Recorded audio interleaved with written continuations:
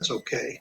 Sure. Number one is with the IRS. If you recall back in 2009, 2010 timeframe, whenever the Tea Party was really getting started and they were kind of blossoming and doing a lot of good, there was some concern that they were going to do too good. And so many of these organizations are tax exempt, and the IRS came up with an idea that they would hold up some of these tax exempt applications to kind of slow the process and the activity of some of these Tea Party groups.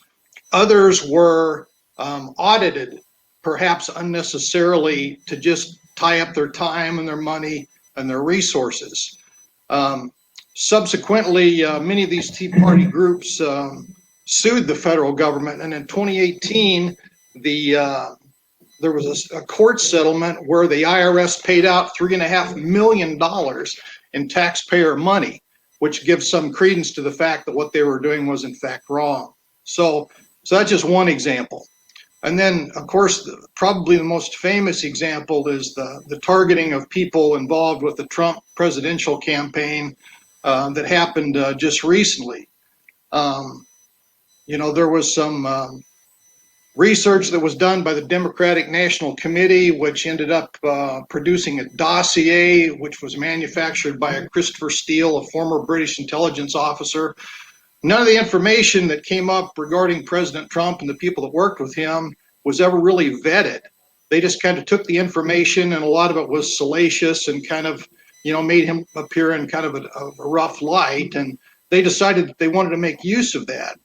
It was difficult in the criminal court system because of the openness that's required going through that system, as many of you are aware. However, if you use a foreign intelligence surveillance court, which they decided to do, that is all secret and behind closed doors, and so they were able to manipulate that bad information into a warrant to allow eavesdropping on American citizens. And this is just a couple of examples of the type of things that have gone on, and we really need to put a stop to it. And that's a big reason why you're involved in Convention of States, to limit federal overreach. That's correct. Okay, well, thank you for your service, Dale. You bet. Thank you. Okay, now I want to move on to Region 2 and introduce you to Richard Loken. Hello, Richard. Good to see you. John, how are you? I am well, thank you.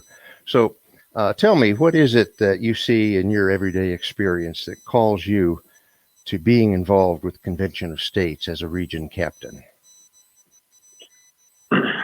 Well, for me, it was a little different than what other individuals go through. I had an experience with my daughter in second grade coming home from school, discussing with me how great President Obama was, and talking about things that a second grader would not know. And there's no reason that an educator of our children should be discussing politics in the classroom with second grade children. So for me, that didn't wash. So I started looking around and seeing what I could do to combat that sort of behavior in the public educational system. And I became an activist in my local community. And then I came across Convention of States, and one thing led to another. And when I became more familiar with Convention of States and self-governance, I jumped in with both feet running. Well, that sounds great, and we appreciate you coming to help us out in Indiana Region 2. So thanks for checking in with us tonight. Thanks for having me. Okay, now we're going to move on to Region 3, where our region captain is Vicki Mooring. I'll say your name right on Monday night, Vicki. Vicki Mooring. So, Vicki, let me ask you, what motivates you to serve as a region captain for Convention of States? There, I'm having trouble hearing. Okay. My question was, what motivates you to serve as a region captain for Convention of States?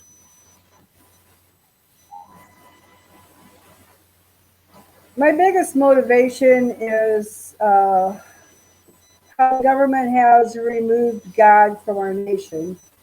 Our nation was founded by the miracles of God. 10 plus miracles by God sustained our founding fathers during the Revolutionary War when we were outnumbered 10-1 by a well-trained and disciplined British Army, but by God's grace we won. Because of the love of God, our Constitution was written in accordance with Scripture. Our First Amendment prevailed over many court challenges. America coexisted with God for 150 years until 1947 against all court precedent and against the Constitution of the United States. 9 Supreme Court justices declared the separation of church and state. That started it. America became a secularist nation, a government without God. This sent the incremental moral decline of America. In 1952, an amendment forbade pastors from speaking politics from the pulpit. In 1962, the U.S. Supreme Court decided in Engel versus Vitale that prayer in school and any Bible read is unconstitutional by violating the First Amendment. Also includes posting of the Ten Commandments. In 1965, our president passed into law the Education Act. This law undeniably changed the role of the federal government and the world of kindergarten through 12 education. The federal government also influences education by allocating funding only to school districts that follow certain guidelines. In 1979, Congress passed the Department of Education Organization Act. The original was actually created in 1867 to collect information on schools and teaching. In 2015, the Supreme Court split the eye of God as it legalized unconstitutional same-sex marriage and ugly sodomy. The president expelled God from the military and gave us same-sex bathrooms. The family unit is going out, and children are being taught gender identity and same-sex parents. We are now battling CRT, critical race theory, in schools and in the military. In the family unit, and God are out. We need everyone to step up and stop this now, and this is why I'm here. Thank you. Okay, some very great examples of federal overreach. So thank you, Vicki, for that and for your service to Convention of States. Now we're going to move on to Region 4, and our region captain there is Larry Hutson. Now, actually, Larry, you're the captain of 2 regions in Indiana, Regions 4 and 5. Wow. Why would you commit your time to helping Convention of States in this way?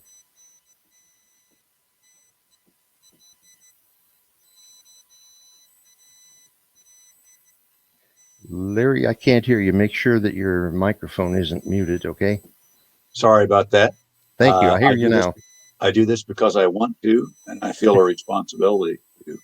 Our last best chance, our last hope to recapture the country that we all grew up in. Okay, our last best chance. I can give you a number of examples, John, of the federal government being out of control, in my view, damaging our country. Well, how about 1 or 2 of those examples? We have time for that. All right, I will. Our nation, I think most people would agree that our nation is teetering on financial ruin. And this is due to the unconscionable, profligate spending, borrowing, taxing, money printing by the federal government. Yeah. Class warfare or so-called rich may make for good political demagoguery, but it does nothing really to solve the grave realities of our government's insatiable appetite for spending. And they've proven they have an inability to reform themselves. If you think back over the last 100 years, Congress has slowly abdicated the responsibility to legislate. What is that responsibility? To pass laws. And they've preferred instead to allow unelected bureaucrats who've been appointed to powerful positions within a multitude of agencies, the FDA, EPA, the EEOC, the Federal Trade Commission, etc. Yeah. All of these agencies now make law, adjudicate infractions of the law, and actually mete out punishment for those infractions, bypassing safeguards in our Constitution, in our Bill of Rights. They have their onerous tentacles into every facet of our lives. And who can't see that we're now under the control of the political class? A bevy of politicians who've been in office for some as many as 30 or 40 years. They jealously covet the power of public office. I think a recent study I read said that 85% of incumbents from both parties were reelected. Yeah. Seniority in office leads to power, and of course, power is a corrupting force. So the results are pork barrel spending. We've seen insider trading. We've seen endless junkets at taxpayer expense. A discernible disconnect, really, from the people they serve. And so we have an answer to that. And of course, that's an Article 5 Convention of States. And that's what I'm hoping that we can pull off here in the next year or two. Yes, indeed. And of course, one of our areas of concern is fiscal responsibility on behalf of the federal government.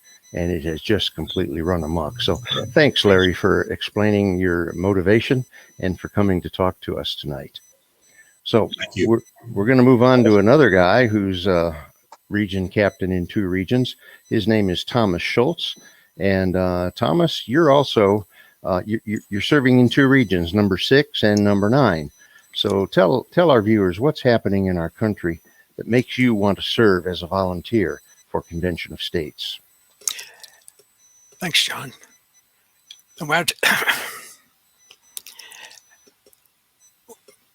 Well, let me put it this way. To be a volunteer to make me want to, I can't do that. I got to start where I want to start. Yeah, go ahead.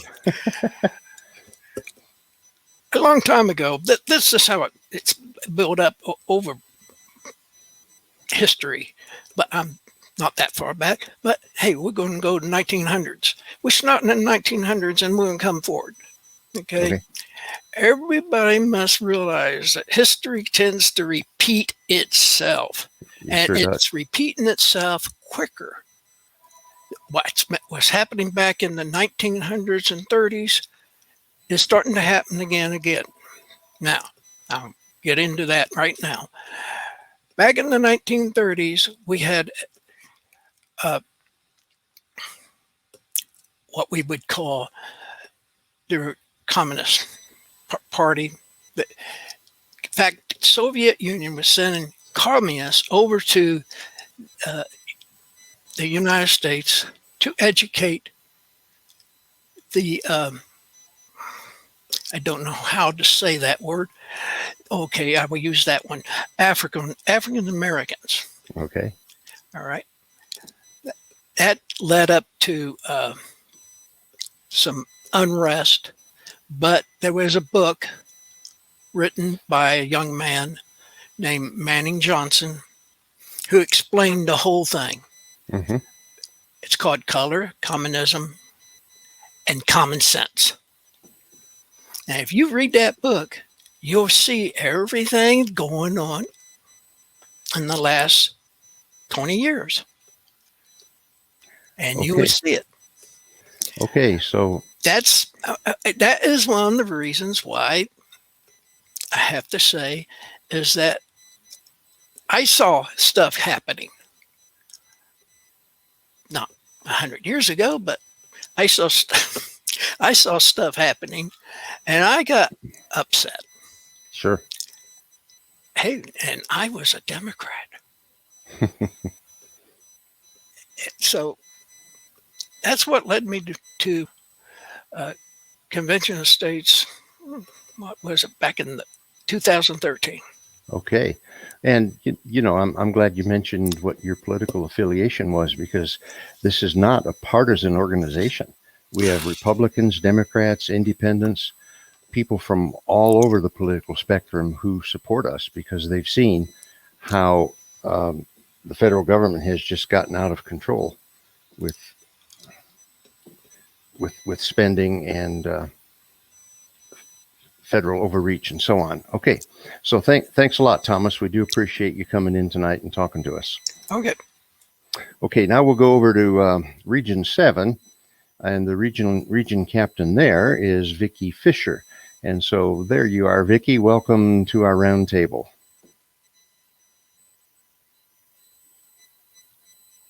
Okay, if you said anything, I didn't hear you, so make sure that you're unmuted. I note here that you spent your... Not to do that. I'm just going to put a big old sticky note somewhere so I don't do that on Monday. Okay, well, we hear you now. I see here that your career has been in healthcare. And what have you seen over there in healthcare that has led you to take up a region captain role in the Convention of States? Well, I'm in Indianapolis, and the people aren't real active here. So I decided, after all the things that I've been seeing, not only in healthcare but in other areas, that I wanted to be the one to help get an army of self-governing citizens over here. There's over 1 million people in Indianapolis, and it's the smallest region, but it has the most people.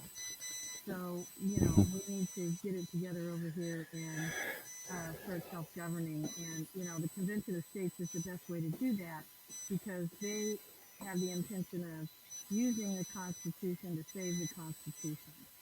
And that is so important. And if you go back, Thomas made an excellent point that history repeats itself. I'm also a Democrat. I'm still a registered Democrat, and they won't let me change it. So that's okay. I get all their mail and I can see what they're up to. So, these things have to be taken care of. And, you just can't rest. You can't rest. You have to get out there and become an activist and do something to save it, because I went back and looked at Obama's videos from 2009 when the ACA, the Obamacare, was going to pass. We also, in the Convention of States, there's a thing for term limits. It's federal overreach spending and term limits. Term limits are so important, but we have to include the bureaucrats, because you can't tell me that those people in Congress wrote the ACA. They signed off on it, didn't even know what was in it. It was 910 pages. I read them all. It is the worst thing that has ever happened to this country. And if you're a self-governing citizen, one of the first things you're going to do is take charge of your health care. You have to do that. You have to be responsible. So, it's all tied in. It's all together. Mm-hmm. And I think that's what makes it so important to join Convention of States, no matter your political affiliation, and get involved so you can help yourself and help your neighbors. That's right. That's right, Vicki. And we really appreciate your input and your passion for setting things right in our United States. So we'll move on now to our seventh speaker. Gary Harbaugh is the region captain for Region 8, and he's also a member of our state leadership team. So, Gary, I just want to ask you, what opportunities are there for people who want to be part of igniting fires of self-governance across Indiana? John, thanks for having me. John, there are many opportunities we have for people who want to be involved in our mission, and I see our mission as to get America to a smaller government that spends less money and is more responsive to we the people. We can do this through using Article 5 of the Constitution. We have areas all across the state of Indiana where we can work to build a leadership team. As you see, we've got a number of strong regional captains. We are working to get district captains in every House district in Indiana. And within each of those districts, we have numerous opportunities for volunteers to be involved. And if you're hearing this for the first time and this is of interest to you, go to the webpage, the conventionofstates.com, click that Take Action tab, and get connected with us, because we're the people that are going to make working to make the solution to our problems. That sounds great. And I really appreciate everything you're doing, Gary, to help save the Republic. So this concludes our first segment, where you got to meet all 7 of the region captains covering the whole state of Indiana.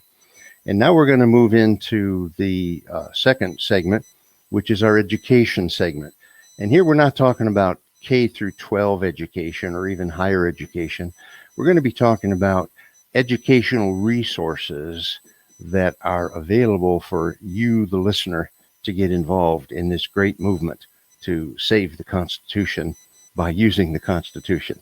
So I want to bring on our state director, Dale Parrish, and he's going to take it from here, and he's going to bring in Paul Phillips, who is our Indiana legislative liaison. So Dale, take it away and talk to us about educational resources. All right. Thank you. Thank you, John. I'm going to take you off the screen, John, and bring Paul on here.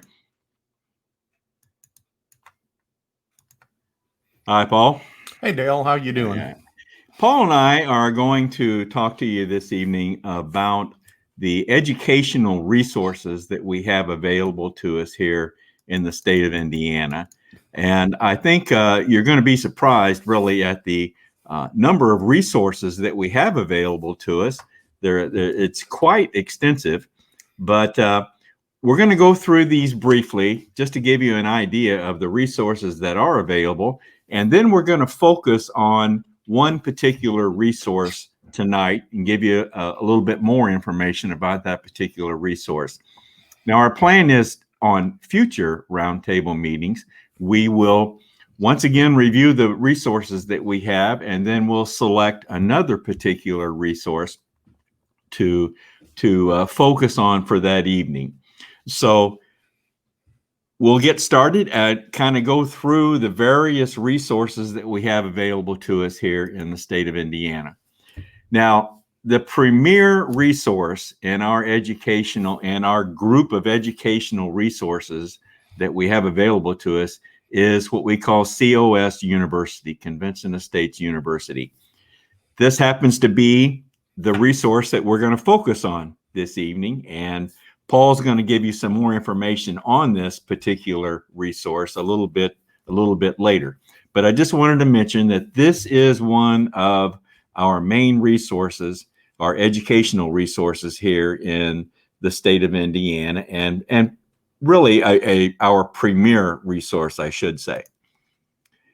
Another resource that we have available to us, of course, is our conventionofstates.com website.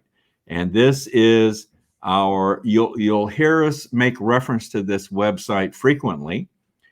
It contains a wealth of information, and I would call your attention, if you go on the website, I would call your attention to click on the menu selection Resource Center. That will give you all the information that you would ever want to know about Convention of States. It's, like I said, it's a wealth of information for us, and not only informational, but educationally as well. Another resource that we have available here in Indiana is our YouTube channel, COS Indiana. On this YouTube channel, we also live stream our Monday evening broadcasts, COS Indiana Live, to this YouTube channel. It's also an educational resource. We have some narrated PowerPoints. We have recordings of past broadcasts. Like I said, it's an educational resource. It's another resource that we have available, and it's our YouTube channel, COS Indiana. Now, this next resource is our wiki page, and I'm going to let Paul make a few comments on our wiki page. Sure. The wiki page is a supplement to the conventionofstates.com website.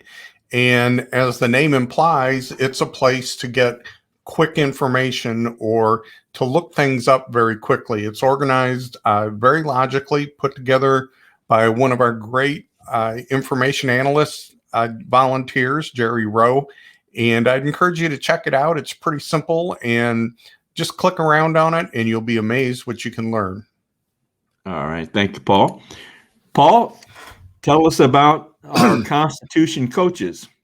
Sure. The Patriot Academy is a program where you can learn about the Constitution. And this is a program put on by Rick Green. You may have heard of him. And we have a number of our volunteers who are trained as coaches in the Patriot Academy. So if you're interested in yourself or your organization or a group of friends in learning more about the Constitution, you can contact us and we can arrange for one of our Constitution coaches to help you out with that and get you through the Patriot Academy. All right. All right. Good. Thank you, Paul. Thank you. Another resource that we have available to us here in Indiana is our Monday evening broadcast, COS Indiana Live. And as a matter of fact, our roundtable meeting this morning is coming to you through that broadcast, COS Indiana Live. Every fourth Monday of the month is going to be devoted to a roundtable meeting as we're having this evening. So otherwise, throughout the month, every Monday evening, we have a Facebook Live broadcast, COS Indiana Live, and we interview guests and we have general information about Convention of States. So like I said, it's a very, very much an educational resource and one that we can take advantage of. Finally, I want to mention the podcasts that we have available to us here in Indiana. One of the podcasts is called the Free to Be Free podcast. Paul, that's your podcast, I should mention. Yep. You want to make a comment or two about it? It's simply a podcast that I started focused on the Convention of States to answer questions about what we're all about. And occasionally I do a new episode. So I just encourage you to check it out if you want to learn some more about Convention of States. All right. Now, another podcast that we've started here recently is the COS Indiana Live podcast. Essentially, this podcast is the audio portion of our Monday evening broadcast, COS Indiana Live. So some people prefer to listen to broadcasts of that nature in only the audio format. So this will accommodate those needs. Once again, it's the audio portion of our Monday evening COS Indiana Live broadcast. Well, this comes to the point where we're going to focus a little bit more on one of the educational resources that we just covered. And as I mentioned earlier, it's going to be on COS University. So got a little short video to show you here to introduce this to you. So let's play that. And then once the video is over, then Paul will come on and talk to you a little bit more about COS University. So here we go. I actually served 10 years in the United States Senate, and I actually left 2 years before my term was up because I've come to the conclusion that we will not fix the significant large problems of our country through Congress. The history is all republics have died, and I think America can cheat history. I don't think we have to die. And the solution is actually found right in the Constitution itself. So imagine the scope of this constitutional education project where everybody in the country is paying attention. The real question for our country is who gets to decide? Are we free or are we not free? This is the healthiest discussion we could possibly have in America today. It's the greatest educational project in American political history, and in the end, what we're going to get is a country that's a lot better. It's going to be incredible. We actually have the right to govern ourselves.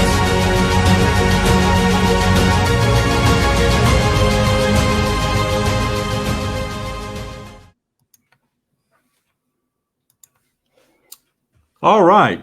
Well, that's a good introduction, I think, to COS University, Paul. So give us a little more information on COSU. I'd be happy to. So in the previous slide, you saw you could sign up for this at cosuniversity.com. And we're going to start by talking about the 4 courses that we offer to the public for free. And each of these courses are a series of videos.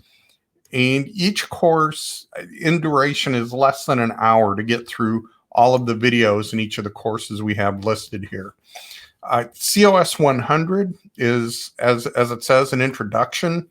And I believe all of the clips that Dale just shared with you came from that COS 100 course. And you may recognize Dr. Senator Tom Coburn was featured in there, who was a longtime supporter of Convention of States. Our President Mark Meckler was included in there as well. And in that first course, you're going to get an understanding of exactly what the problem is that we're trying to address and how the Convention of States solution works. The COS 200 course, obviously, is responding to opposition. And this will take a number of arguments that we commonly hear against the Convention of States, pardon me, and respond to those in a way that you will be able to talk to others. And if they have these same questions or objections, you'll be able to handle those very eloquently. And then Government 100 is constitutional literacy. These are a couple of videos taught by Michael Ferris, one of the founders of the Convention of States and a constitutional attorney. And he takes us through the specific constitutional basis for the Convention of States and how it can be the solution to the problem. And then finally, Volunteering 100 is, as it says, an introduction to volunteering. And it's an excellent segue if you're thinking of getting involved with Convention of States. It'll give you some basics on how to be a volunteer, how to be an activist, how to work with others. And by completing that course, you'll be able to make an informed decision if you want to step it up, like some of the district captains that you met, or region captains, I should say, and get involved to a higher degree with the Convention of States. All right. Thank you, Paul. Thank you, Paul. At this point, we're going to turn it back over to John here, but evidently I've got too many people in here, so I need somebody to sign off. Sorry about that, because to get Richard on, or to get Ken Kashiba on here. So if somebody could sign off, I've got to figure out a way to correct this. Ken's trying to come on.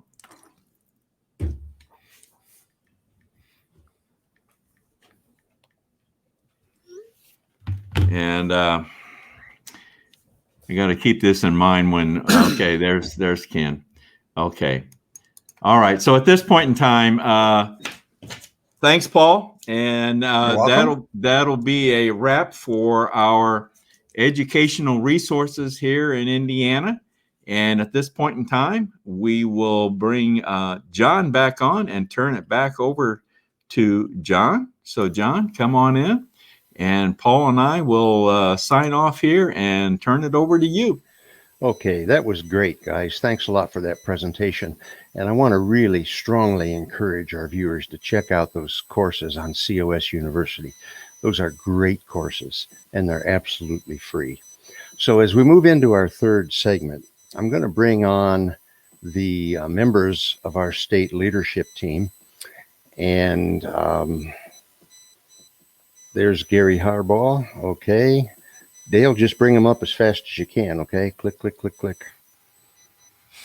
And George is here, and Paul's back, and Ken Kashiba, and Dale's going to join us. Okay. So you five guys are the state leadership team. And I do appreciate your leadership and all the work that you do to bring this thing together.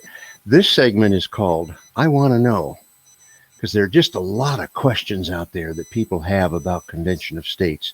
And so I've sifted through all that good stuff, and I've got some questions, and I want to call upon George Ward first. George, would you do your best to answer this question? Why do we want to call a Convention of States?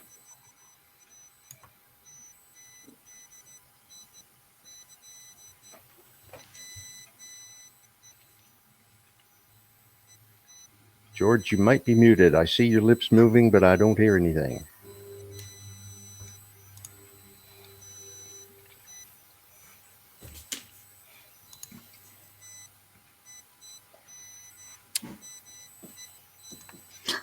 Okay, if this, I don't know where George went. I took. There's George. Okay. Is it going to work better this time? I think if this happens Monday night when we're live, nobody feel offended. I'll just say, oops, we're having some technical problems, so we'll just go on to the next question. Right. That's George, are you unmuted, and can you answer that question? Why do we want to call a convention of states? He signed off. He disappeared again. I would John, guess. Instead of skipping a question, why don't you just throw it to one of the rest of us? Well, I think that's what I would do. Yeah. Okay. I think that's good. So let's just go to Paul Phillips. Hey, why do we want to call a convention of states? I was thinking Dale, but yeah. Oh, Dale just got off, man. Okay. All right. So we want to call a convention of states because it is one of the solutions that the founders left us for a government that got out of control. And it was on September 15th of 1787, 2 days before the Constitutional Convention closed, that George Mason stood up and pointed out to the delegates that their plan for amending the Constitution only included amendments initiated by Congress. And he basically said, are we crazy enough to think that a government that is out of control will propose amendments to limit its power? And they all did a palm plant and thought, how could we miss this? And we know this because in James Madison's notes in the convention, he documented what Mason had said, and then it said "nin com," which is abbreviated Latin for no comment. It was just so obvious, I'll call it a self-evident truth, that at the convention, they said, no, we've got to put something in there. And that's how we got Article 5, where through the state legislatures, we can initiate amendments to restrain the power of the federal government, which is certainly out of control. Yeah. And of course, it's the second clause of Article 5. Yes. But who am I to correct you? So now I want to call upon our state director, Dale Parrish, and ask Dale this question. Article 5 says that Congress calls the convention. Does this mean that they control the convention and choose the delegates? Dale? Well, John, the short answer to this is no. And this is when George Mason brought about Article 5 of the Constitution, he had and knew that he did not want to give Congress the control over calling this convention. This was a convention of states was to be we the people. And the whole purpose of this was so Congress would not have control or not have any say-so over this, and it would be strictly up to the state legislatures, we the people, to call this convention to propose amendments to the Constitution. So, and it was further explained in Federalist Paper 85. So the basic answer is no, Congress does not control the convention and certainly does not control the choosing of delegates. Okay, so that brings up my next question. How do delegates get chosen? And I want to throw this one back to Paul Phillips. How do the states choose their delegates, Paul? The delegates are chosen by the individual state legislators. Now, the Constitution itself, Article 5, does not tell us how the delegates are chosen. But when the founders said we would do a convention of states, they knew exactly what they were talking about. And there in fact have been roughly 40 conventions of states from the mid-1600s in the colonial period up until actually 2017 was the last convention of states that was held. So convention of states is a tool that has been around for a long time that we know how to use. There's established law around it. And the state legislatures then will choose their delegates who they're going to send to represent them. It's really in legal terms, a principal-agent relationship where the legislature is the principal. the delegates are the agents and they act on behalf of the legislature, and they answer to the legislature in terms of what they can vote for, what they can propose, and what they cannot. Okay, well, thanks, Paul. So now I want to ask Gary Harbaugh this question. How are proposed amendments ratified? Gary, can you talk about that one? John, the Congress actually has the power to decide how any proposed amendment is ratified. We have 27 amendments. 26 of them were ratified by the state legislatures. One of the 27 amendments was actually Congress decided to have it ratified by state conventions. That's the 21st Amendment that repealed prohibition. Why they chose to have ratifying conventions, I'm not entirely sure the historical facts there, but something we should be aware of, because Congress could say that any proposed amendments that come out of this have to be ratified by conventions. One of the real reasons we need very strong grassroots in every state to make sure we can get good amendments ratified. Okay, so it is laid out in the Constitution. There are two ways that an amendment can get ratified. Thanks a lot, Gary. Now, this is the third time that I've gone to Paul Phillips, and I won't do that on Monday night. If somebody goes black on us, Paul, I won't call on you. I'll probably call on Ken or Gary. But Paul, we come back. I don't mind. I'm ready for you. Yeah, but I want to mix it up. Yes. Paul, I'm going to come back to you and ask you this question about safety. Is a convention of states actually safe? I believe it is, and there are a number of safety measures. And the first is to remember that all a convention of states can do is propose amendments or suggest amendments. They don't become part of the Constitution just because the delegates at the convention of states say we would like to propose this amendment. The amendments have to go back to the states, and as Gary just talked about, they have to be ratified. And the bar is pretty high. 3/4 of the states, 38 of the states have to ratify an individual amendment. And each of if there are multiple amendments proposed, each one has to go through its own separate vote. They don't get ratified as a batch. And they have to pass both chambers of the state legislature, except, of course, in the case of Nebraska, which is unicameral. But one house of the legislature can shut down the amendment for that state. So it's a very high bar. Now, the other thing that is most often brought up as an objection to the Convention of States is that we'd have a runaway convention, that they could do crazy stuff like get rid of the Bill of Rights or, things like that. There are actually two things that control the convention while it's in session.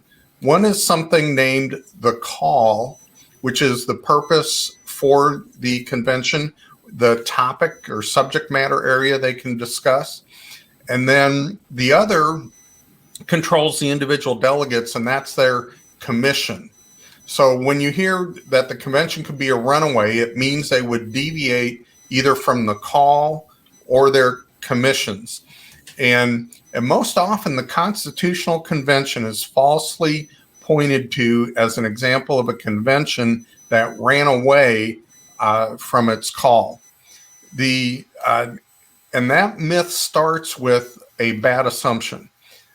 Most of those will point to a resolution passed by the Confederation Congress on February 20th of 1787, saying that they thought it was a good idea to have a convention to modify the Articles of Confederation and render the federal Constitution adequate to the exigencies of the Union.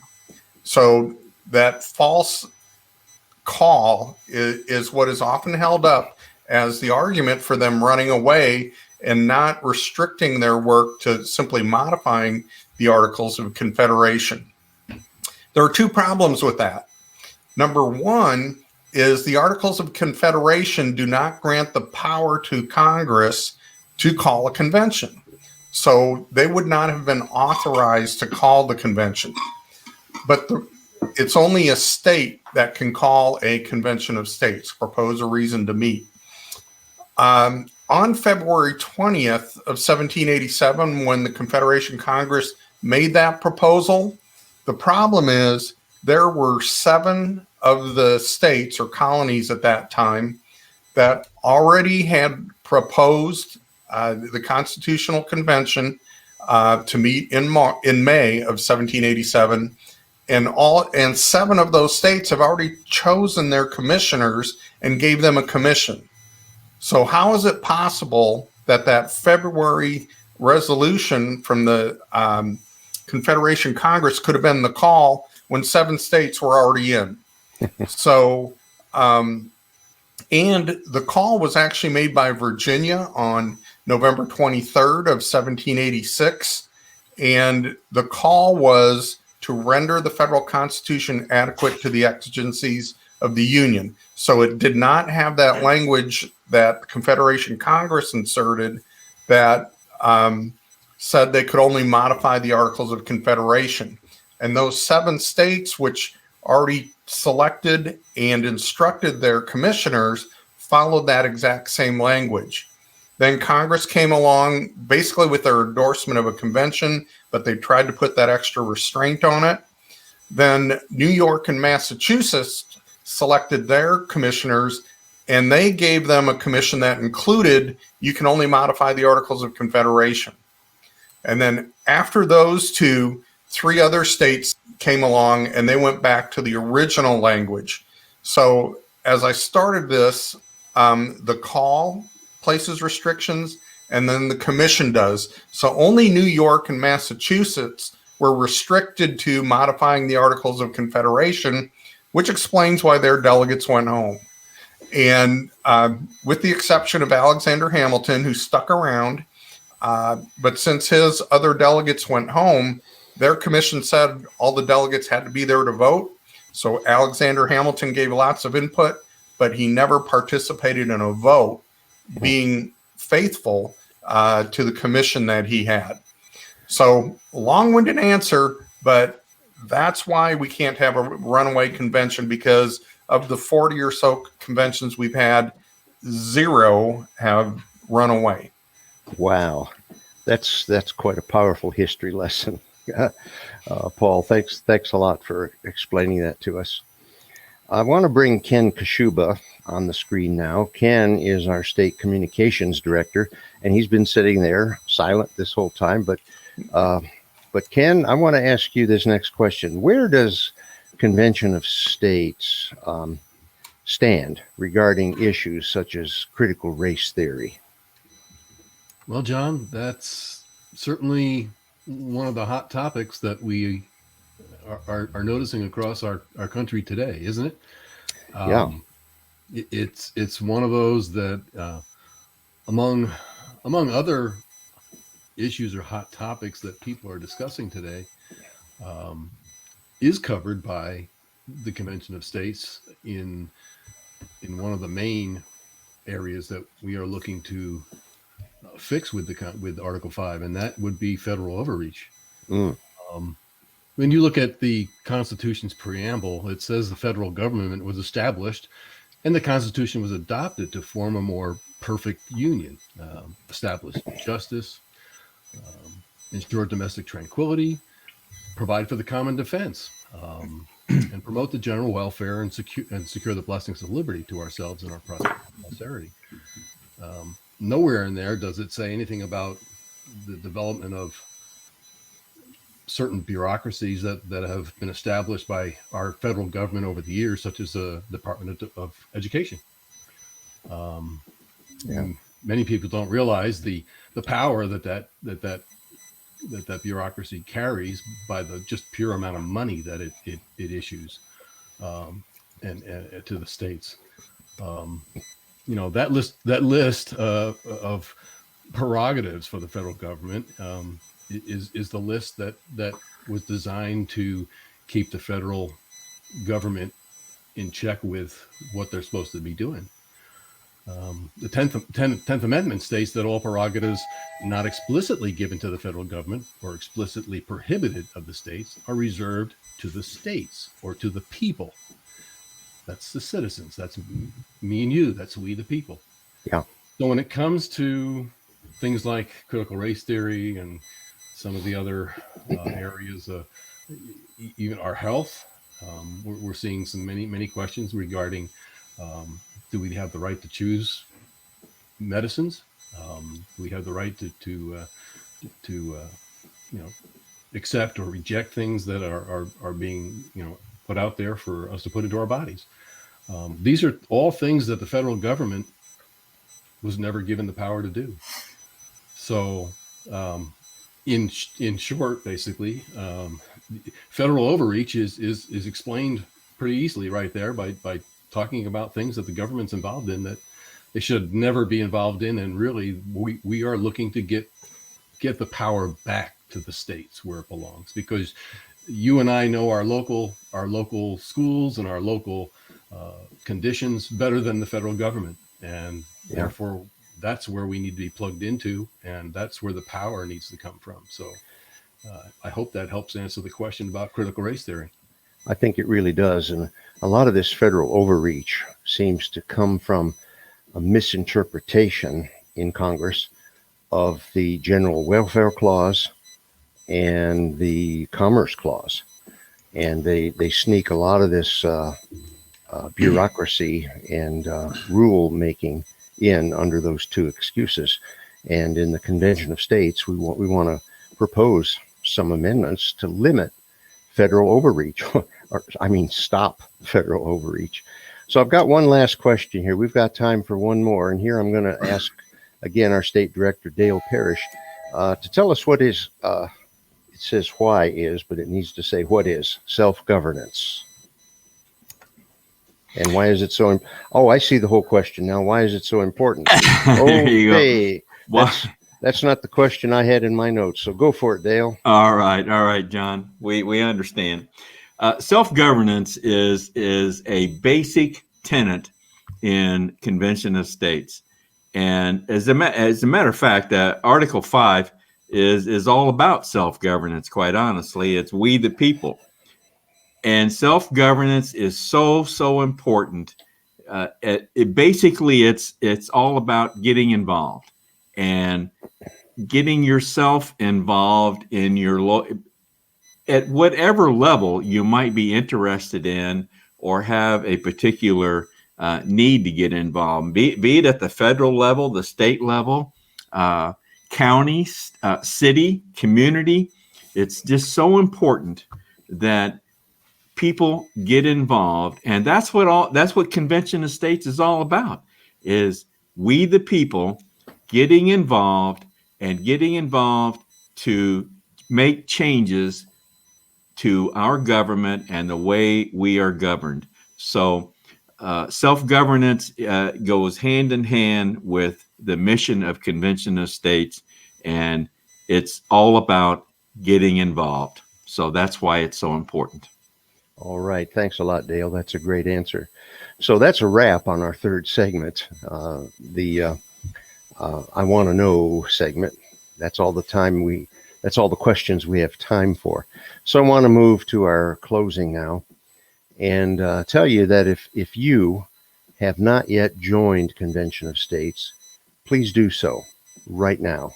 And you do that by visiting our website, conventionofstates.com.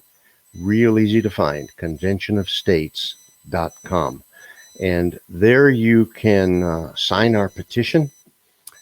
And if you really want to make a difference, there's a take action at the top of the menu bar. There's a take action in the menu bar at the top of your screen. You can click that and then scroll down to join our volunteer team and help us make history. So now I just ask you to mark your calendar so you won't miss the next meeting on, mark your calendar so you won't miss our next roundtable on the fourth Monday of July. That will be July 26th at 7 p.m. I'm John Ackerman for Convention of States, Indiana Roundtable. Okay, John, do you want to play this video? Do we want to play this video? Oh, I don't see it in the script. I must have Okay. missed it.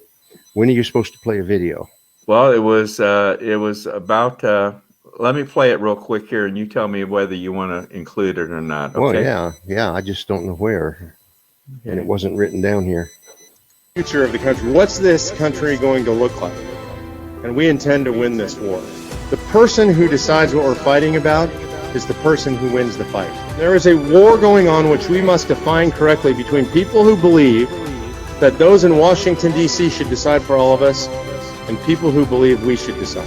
We, the people, decide. So this project was founded with the idea that we're going to use Article 5 the way the founders gave it to us to restrain federal tyranny. We've got 2.2 million supporters on board, but we're just getting started. And we're going to come up with ideas that I can't even possibly imagine right now. We're at war over a very simple question. A question you should ask yourself all the time when you hear government doing anything. And that question is, who decides? So God bless you all. We'll see you next week on the Battle Cry. So did you want to use that or not? Yeah, I think so. I just don't remember where we said it would come in. After segment 3 or what? No, it was going to be part of your closing. Part of the closing. Okay. Think about where you want to insert that, if you want to use it or not. Okay. Okay, right after I talk about joining the volunteer team and help us make history. You want to after this slide? After the invitation, yeah. We'll do the video, and then I'll come on and say, mark your calendar. You won't want to miss our next roundtable, and then I'll sign off. Okay. All right. Okay, and that took an hour or a couple minutes more than an hour. Yeah, it actually. I started the recording slightly later, but yeah, we took a full hour. We had some pretty long comments here that we're going to have to. I'll watch the recording here and do a timing on it and see where we need to cut back. John, I've been hearing a squeaking noise all evening, and it's coming from you. Because when I mute you, we don't hear it anymore. Can you hear that? There's a squeak right now? Yeah. I don't hear any squeak. Well, I'll see on the recording. I'll see if it shows up on the recording. Okay. Can you bring the other leadership team guys back on? And yeah. If any of you guys hear this squeak, I don't know what's going on. I don't hear the squeak, but you were breaking up early on, and then when you moved your mic, I wonder if there's a loose connection somewhere in that mic because it was patching in and out. Well, it's okay now. Yeah, I moved it closer to my mouth, so there's more sound driving it now. And I checked my internal settings, and my mic volume is up full. It's on high. Okay. Is anybody? No one else hears that squeak? I don't. No. Okay. I don't have good hearing, but must be me. Might be. Dale, right. Just for your information, I took the time down for everybody, so I've pretty much got all of that covered. If you want, I'll give it to you later. All right.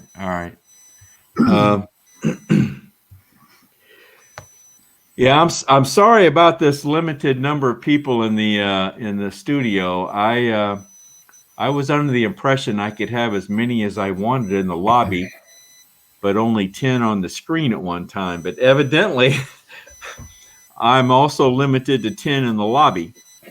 So we're going to have to. I'll figure out a way here. I mean, this. Whenever we have large groups like this, we'll run into this. Otherwise, it won't become an issue. But I think we're going to have to stagger Monday evening. We're going to have to stagger people coming in and leaving. So those of you that aren't scheduled to appear until maybe later on in the presentation, we're going to have to stagger your entrance into the studio until we could get some of the region captains out of the studio. Make sense? So yep, we'll figure that out. And that's primarily, I guess, going to be Paul and Ken and George. I don't know what happened to George. So, and John, you're right. When we run into bad connections or failing connections, you just say, well, sorry folks, we're having a technical difficulty here, and we'll just move on. I mean, I don't know what else to do. Yeah, there's nothing worse than dead air time. Right. What else was I going to point out here? John, you need to keep your clipboard down. Oh, I know that. Down. I'm not even going to have it on Monday. Okay. All right. Well, how are you going to remember everything then? Well, I'm going to print it out on half sheets and tape it right up here on the top of my screen. Nobody can see it. Okay. Well, guys, what do you think? Who else we got down here? I think we still got Larry there. Yeah.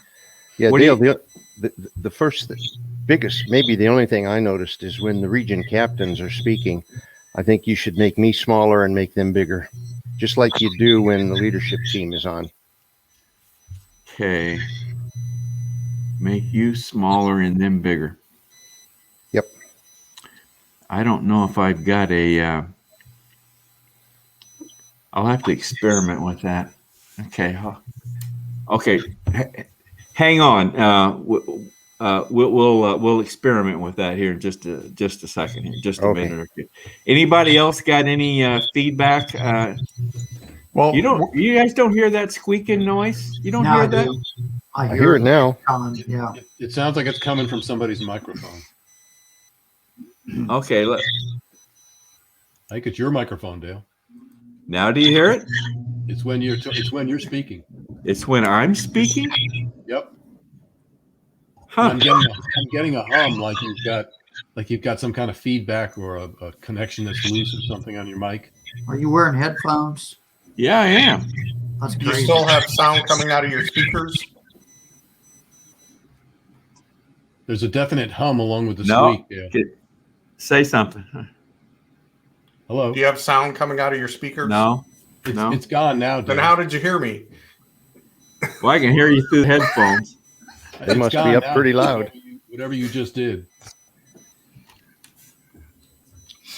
Okay, can you hear anything now? Nope, sounds good. Crystal clear. Heck with the headphones, Hannah.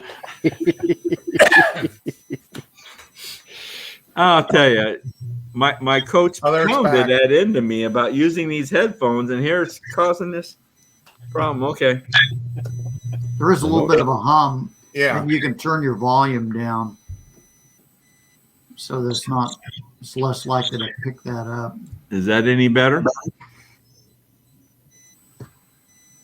Speak again, Dale. Is that any better now? Are you getting any hum now? Getting a little bit of hum. Really? It's when you stop talking. Right after you say something, you get a little bit of a hum.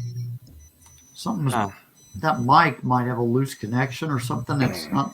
Yeah, it's crazy. Yeah, it sounds like a loose connection. You might unplug it and plug it back in again, Dale. Hey, that sounds better.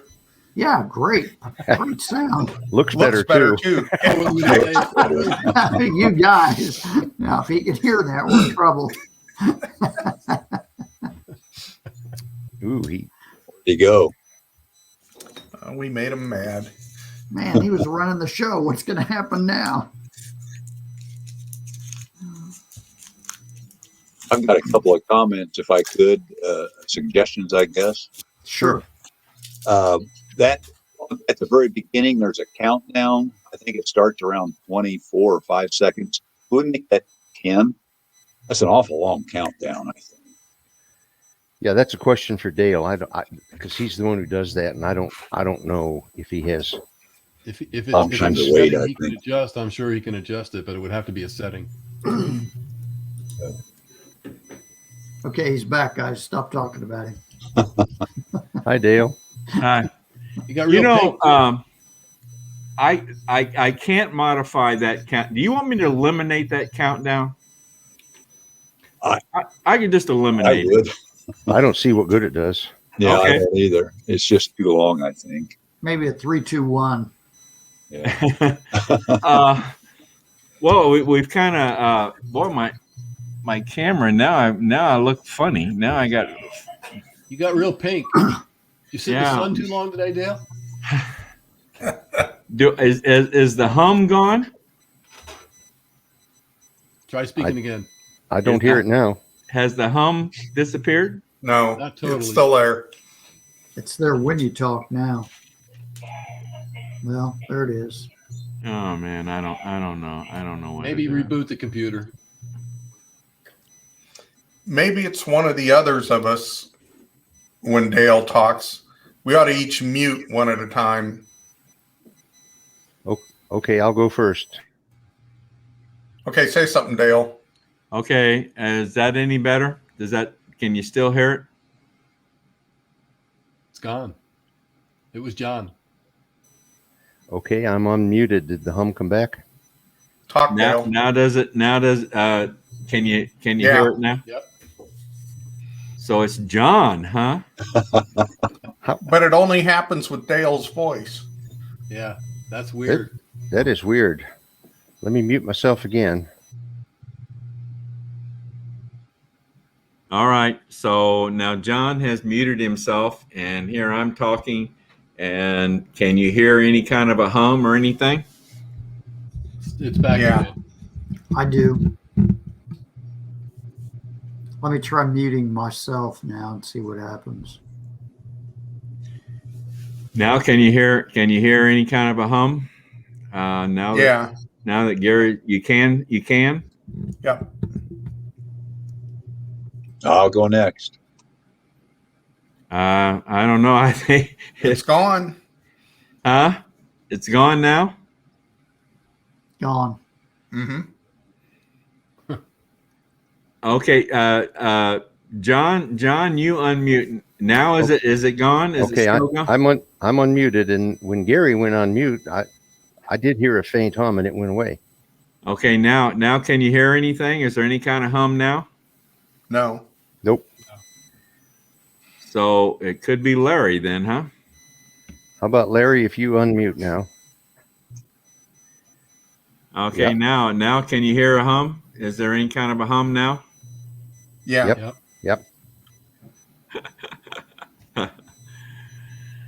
Oh man, I tell you these. Well, if it is Larry's device, we'll only have the hum when he's in the studio talking to us, and when he goes away, after he gives his spiel, he'll go back into the waiting room or something, and the hum ought to stop. Yeah. Dale, put him in the waiting room and see what happens.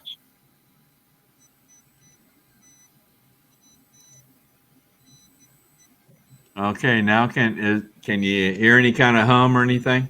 Sounds good. No, it's perfectly clear now. Sounds good, huh? So it's something about Larry. Well, he's not using headphones. Neither am I. He might not have a remote mic either. He may be using the mic on his laptop. Well, what kind of mic are you using, Larry? Is it whatever's in my computer? Yeah. Okay. Well, if that's the problem, it's not a really big deal because he's only going to be on 2 minutes. Yeah. We'll just have to live with it, I guess. If it was one of the 5 of us, because we're on a lot. Yeah. That's a problem. Yeah. All right. But why did we hear it? Oh well, okay. I don't know. But you heard it when I was out in the lobby. Yeah. When he was out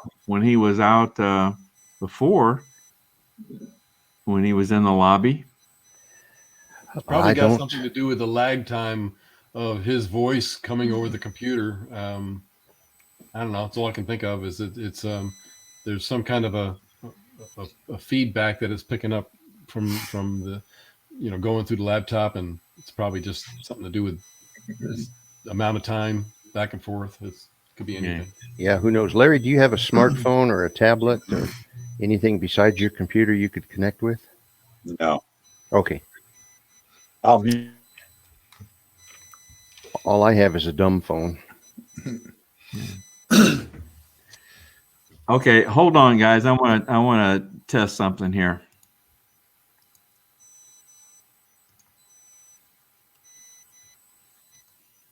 Okay, John, you're wanting. Well, like there you go. That kind of yeah. When the regional captains are on, can you do that? Make them big when they're talking. Yeah. So when they're talking, then move them over here and you small. Yeah. That works. By the way, I think I took care of the problem with the glare in my glasses. It was my computer screen. It was so bright that I put it on night mode, and it's kind of a dim yellow screen now, but it doesn't reflect in my glasses. And I did buy a ring light, and it is up there, and you see a little bit of reflect. If I go like this, you can see the ring light. Yeah, yeah. But if I go like this, you can't see it. Yeah. Yeah. How's my skin color? Do I look red like I did last week? No. A little pinkish. A little, not as much as Dale. Yeah, I don't know why I'm all of a sudden. What did you use? SPF 50, John? Turn pink. Boy. Okay. Any more feedback? Anybody else have any? Did we go too long? Kind of. Okay. Well, I think I probably went on and on and on about is it safe? I can shorten that up. Yeah, you need to cut about 30 minutes out of that if you could, Paul. I can shorten that down to 3 seconds. If you watch the COSU video on constitutional literacy, that's all the stuff I said. Wow. Well, that history lesson, some of that stuff I had never heard before. Yeah. Like why the two states went home. And, yeah. But it might have been a little bit too much in the weeds. I don't know. Yeah. And if you cut it, that'll take care of it. I will cut it down. Did other people think there was a problem with Vicki Fischer's microphone? Yes, I couldn't hear her. Yeah, I had to really boost my volume to hear her. So yeah. If you could get her to lean in or something, and sometimes a person can find the internal controls on a computer and boost the mic volume. I had to do that on this. It's actually a Chromebook. I had to boost the mic volume inside the Chromebook. Yeah, Paul, I'm thinking a remote mic might help her too. I think it does. Yeah. This headset I'm wearing, I got on Amazon for like $19. It's pretty cheap, but it's cutting the mustard so far. Okay, guys. I'm going to review the recording here and see if I picked up anything else. But Okay. I think Paul's comments on answering that one question, he needs to shorten that. Vicki Mooring needs to shorten, I think, her comments. Yeah. I think everybody else was okay. Was Dale Tipton, was he okay time-wise? Did you time each one, Gary? Yep. Got them all. Okay. Well, you can let me know, and we can get with Vicki. Vicki's was the one that stuck out in my mind. I think everybody else was okay, but right. We can see. Okay. How long did that whole segment last? Do you have that information, Gary? When I finished up, it was at 24 minutes, pretty much. Really? Yeah. Wow, that's really long. Wasn't that kind of the well? Did you time each segment? Yep, got them all. What? Which What one was you want to the? know? How long was the education segment? The segment 2. Segment 2 started at let me see, 24. I've kind of scribbled my notes around. That started basically at 25 minutes with a little transition, and that ended at about 38 minutes. And then George came on and gave the answer to the first question, starting really close to 39 minutes. So, 25 to 39, 25 to 39. Yeah. So 35. So about 14 minutes, 13, 14 minutes. Yeah. And then segment 3 was how long? Well, that started at about 39 minutes and ran to a little past 60 minutes, or right at 60 minutes. 39. Too many questions. 49, 59. That's 20 minutes. Well, the thing is, Paul, the third question, he went about 4.5, 5 minutes. That was just a little long. If you cut that down, and we cut down a couple of the district captain or region captains to be a little more concise. I think timing wise, yeah, it doesn't need anything major. I think a few things need to be tweaked to get us down to the end under 60 minutes. Sounds like we would be okay. And if you take off that 30-second countdown at the beginning, or cut it down to a few seconds or something, why, that'll give a little more space in there as well. Yeah. Okay. All right. Okay. All right. On that slide that Paul shows, where you have the 4 COS University courses, is it possible to put the link to COS University on that slide? I know when it was on the slide previous to that, you could just move it. Yeah. I guess when you're camped on there, it would be nice. I think most people, I want to write this down. Good idea.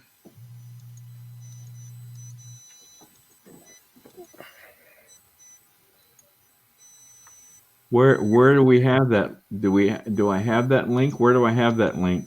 A couple of slides before, where you talk about COS University. It's just the cosuniversity.com. And they may not remember it just from that. Seeing it that once, yeah. Yeah, the more you can show it, the better. On that slide where he's addressing each of those courses, it might be better. I don't see it, Paul, but I'll tell you where it is. All right. Let me look at your. Okay.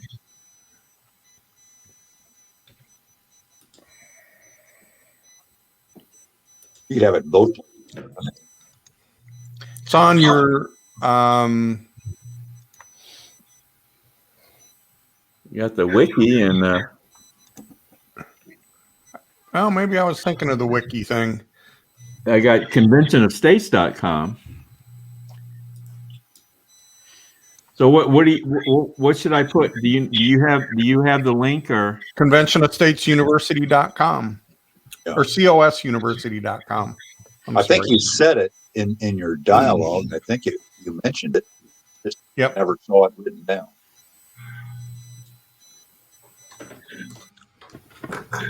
It's cosuniversity.com. Yep. That's good.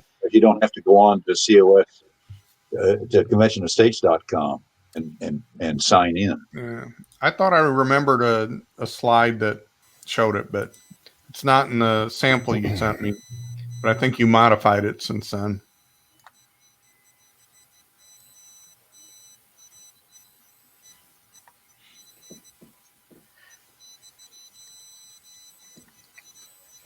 Yeah, I've never gone onto it that way, but that's a good way to do it, particularly from someone who's an outsider, so to speak. Okay, I got it on there now. cosuniversity.com. Perfect. Okay. All right, guys. Okay, Thanks. can I go to bed now? Yeah, I can go to bed now. All right, good rehearsal. And we'll do her Monday evening. You got to work out a way to stagger people on this. Boy, that's a curveball I wasn't expecting. Okay. You can have just 3 or so region captains on, and each one of them goes off after they've spoken. Yeah. And then the other 3 come on. That's what we're going to have to do. All right. Thanks a lot, guys. Hey, Good night. Dave, you want these times tonight, or you want me to send you an email? Yeah, email them to me, Gary, or text them to me, whatever is All easiest. Right. Okay. Thank you. Yep.